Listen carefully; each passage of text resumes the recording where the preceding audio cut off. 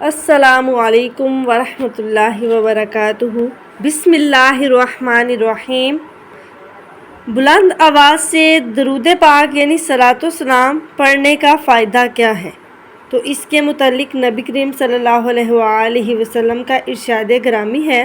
نبی کریم صلی اللہ علیہ وآلہ وسلم نے فرمایا، جو بلند آواز سے صلاۃ و سلام پیش کرتے ہیں ان کے لیے زمین کی ہر چیز، پتھر، مٹی، خشک و تر گواہ بن جاتے ہیں۔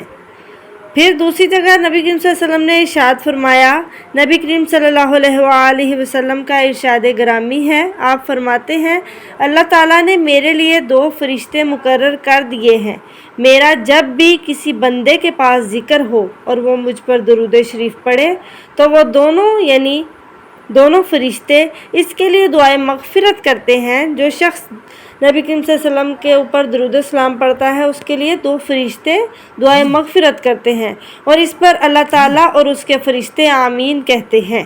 اس کے ساتھ ہی تیسری روایت میں بیان فرمایا جاتا ہے، آپ صلی اللہ علیہ وآلہ وسلم نے فرمایا، جس کے سامنے میرا نام لیا جائے اور پھر وہ مجھ پر درود و سلام نہ پڑھے تو فرشتے کہتے ہیں، اللہ کرے تیری مغفرت نہ ہو، استغفر اللہ۔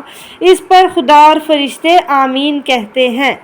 تو ہمیں کیا کرنا چاہیے کہ نبی کریم صلی اللہ علیہ وسلم کا جب بھی نام پاک سنیں تو ہم بڑھ چڑھ کر اس میں حصہ لیں، خود بھی پڑھیں اور دوسروں کو بھی پڑھانے کی توفیق عطا فرمائے۔ رب تعالیٰ ہمیں نیک کام کرنے اور دوسروں کو کرانے کی توفیق عطا فرمائے۔